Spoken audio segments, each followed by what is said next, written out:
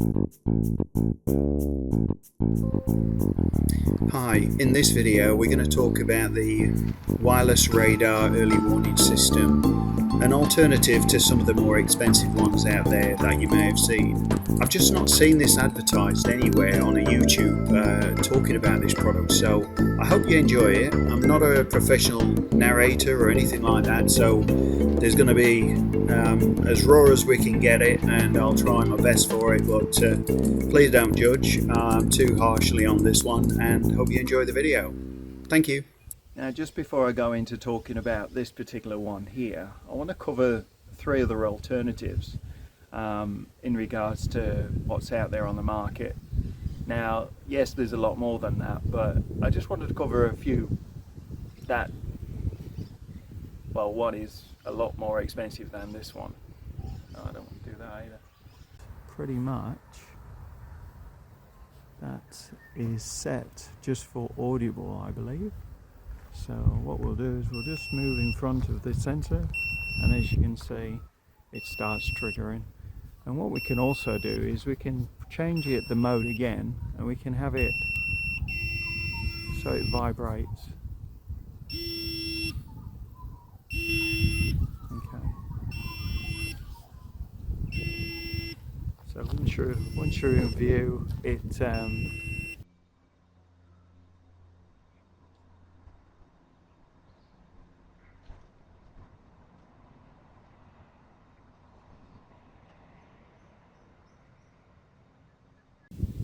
Hello. Feeling safe and relaxed is just as important as enjoying the view. Now that's why I wanted to talk about this microwave perimeter early warning system. This is a compact, reliable system designed to detect movement around your campsite before anything gets too close. Now, just before I go into talking about this particular one here, I want to cover three other alternatives in regards to what's out there on the market. Now, yes, there's a lot more than that, but I just wanted to cover a few that, well, one is a lot more expensive than this one. Now, there are a few different way campers try to keep their site secure, but each one that's available on the market has its pros and cons. Now, I'll talk about this one in a second, but I'll just cover a couple of the others just before that. Okay, so now there is one that's a tripwire that you can have. The tripwires are a low-cost option, but they do take time to set up. So you'll need trees or something solid to attach the wire to, and also if you're camping out in the open, you'll probably have a bit of an issue with that one. Another option is PIR sensors, so you can have them. They're also affordable and easy to use. Some chime, some have a flashing light. They're normally just wireless and you just stick them up anywhere, but they are easily triggered by winds, insects, or even heat from your campfire. So after a while of the constant false alarms, especially would become annoying for nearby campers or when you're trying to sleep. There is another one which is very similar to the product I'm going to show you today, which is on the market. It's spelt as, I'll say it out, LETWESAF. So I'll put that up on the screen for you how it's spelled, LETWESAF. And it's a wireless radar system. It is waterproof, it's rechargeable, and it supports up to 6 radars. Radar transmitters, that is, around your campsite, but they do come with a higher price tag. So that's why I'm suggesting this as an alternative, this device here, which is a microwave perimeter early warning alarm system. It works on the same radar principles as the LETWESAF, but a fraction of the cost. Okay, so it supports up to 6 radar transmitters, same as the other one. It each creates its own 360 degrees detection zone around your camp.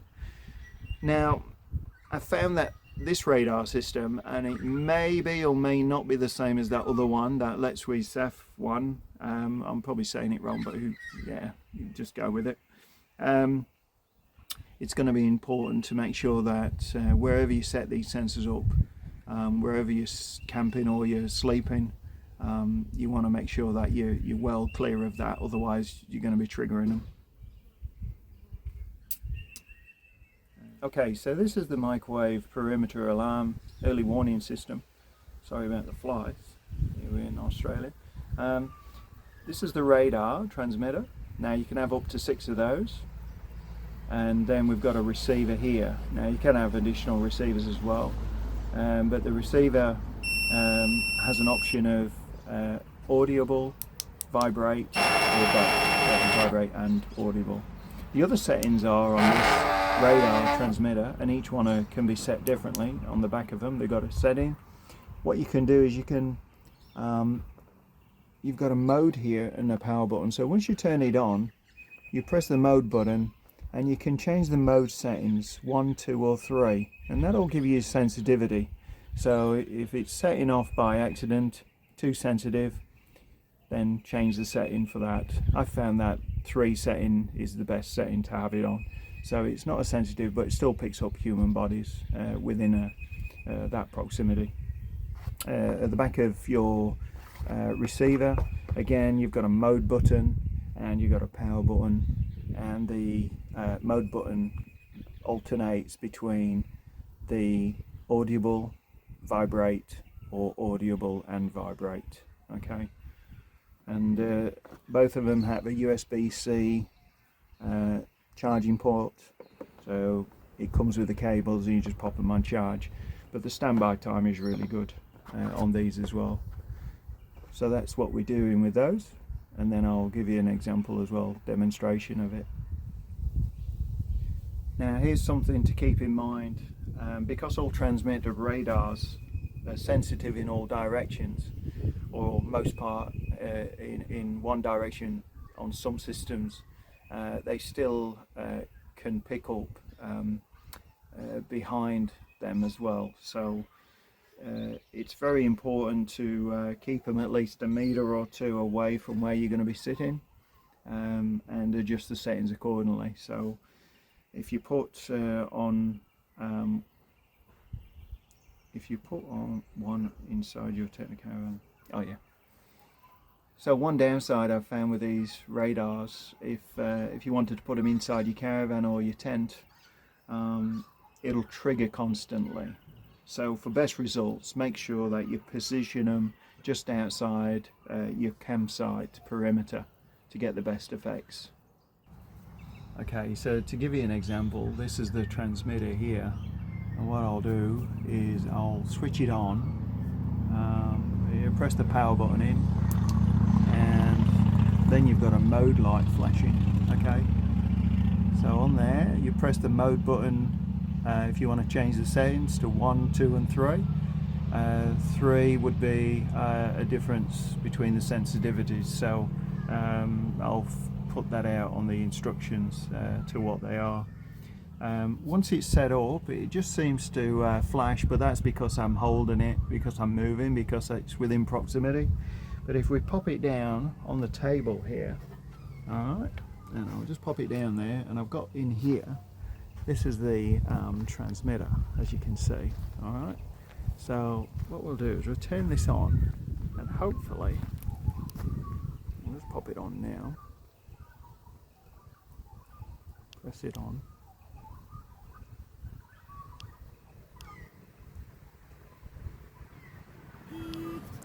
Okay, so it's vibrating, so press the mode button once. Okay, now I've done that, pretty much that is set just for audible, I believe. So what we'll do is we'll just move in front of the sensor, and as you can see, it starts triggering. And what we can also do is we can change it the mode again, and we can have it so it vibrates. Okay. So once you're in view, it in range, it'll keep vibrating. But as soon as you're out of range, it should stop. So if I just step out of the way, and we'll just see what happens. No, my look, I've set it on too sensitive. Oh, there we go. Oh, there it is. It's off again. Let's try and change that sensitivity, because that'd drive you mad. Let's have a look. So we've got mode. Okay, so 1, 2 and 3. Let's do that.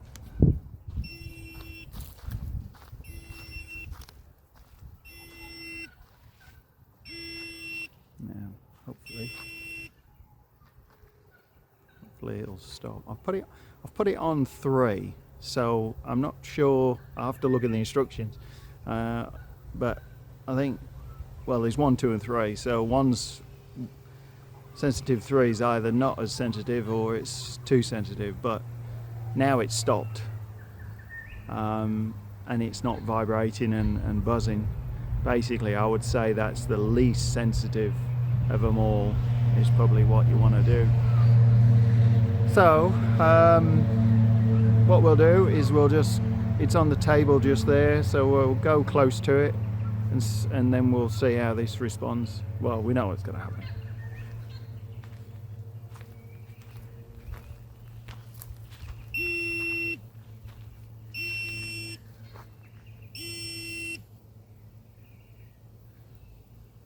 Okay, I've stopped. As soon as I move again.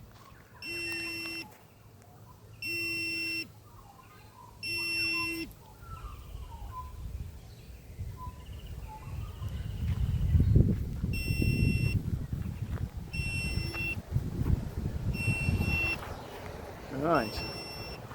Anyway, I've not seen any other videos about these yet. And I thought this might just help people out, because they've seen them online probably for sale, but they've probably have no idea how good they are. I've not bought the other one, but I've looked at reviews. I think they're good. The other ones that are microwave perimeter ones, but the price is way expensive. I mean, this kit here was something like $80 Australian dollars all up.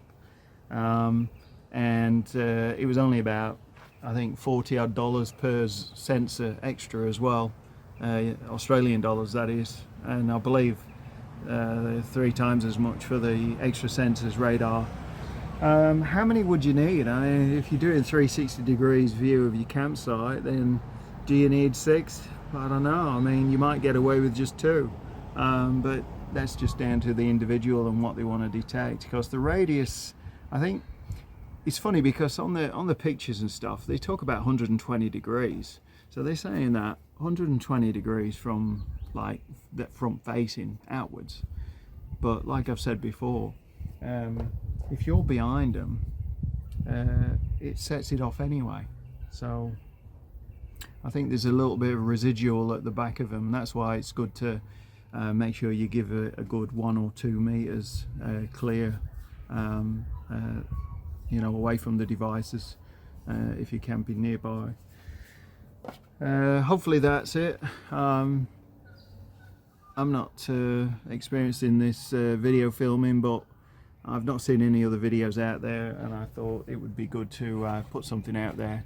It's better than nothing, so don't judge me on my filming and scripting and everything else, because I've just winged it on this one, and hope you like it. And yeah, if you got any questions, feel free. I've got them here, so I can do any other testings on it and get back to you on that. So alright, I'm going to get off. I'm going to go and do some visiting now, and yeah, hope it helps.